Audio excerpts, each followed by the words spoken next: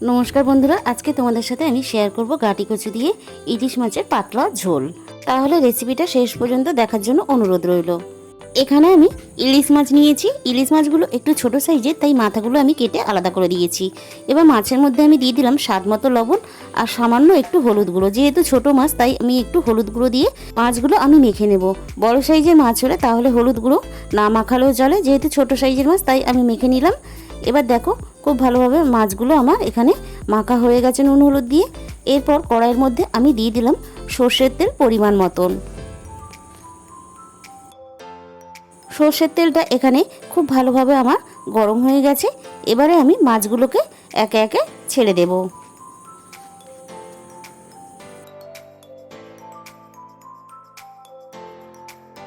মাছগুলোকে আমি একটা সাইড খুব ভালোভাবে হতে দেব।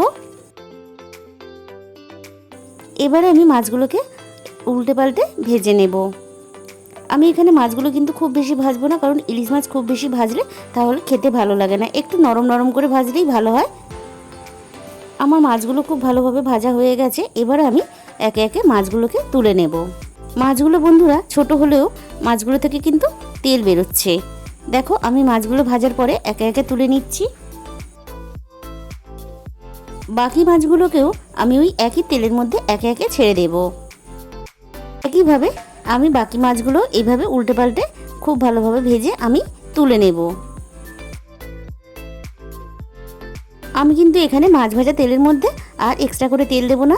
ওই মাছ ভাজা তেলের মধ্যে আমি আগে থেকে কেটে রাখা গাটি কচুগুলো দিয়ে দেব।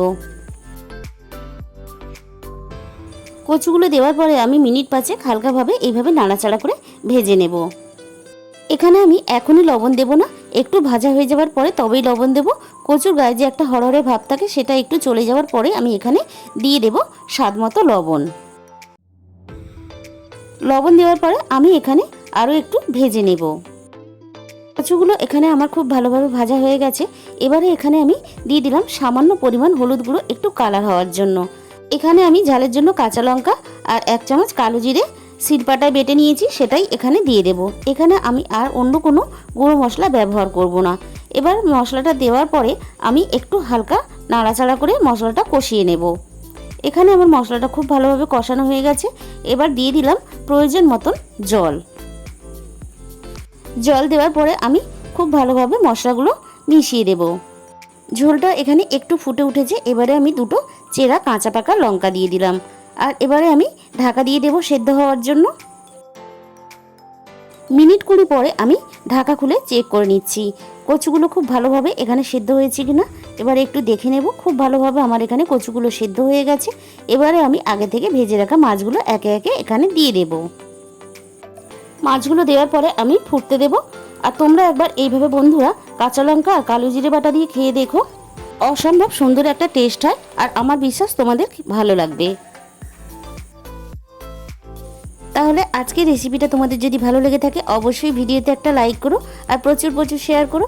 আর যে সমস্ত নতুন বন্ধুরা আমার চ্যানেলে এসেছো এখনও যদি না সাবস্ক্রাইব করে থাকো তাহলে অবশ্যই চ্যানেলটাকে সাবস্ক্রাইব করে পাশে থেকো।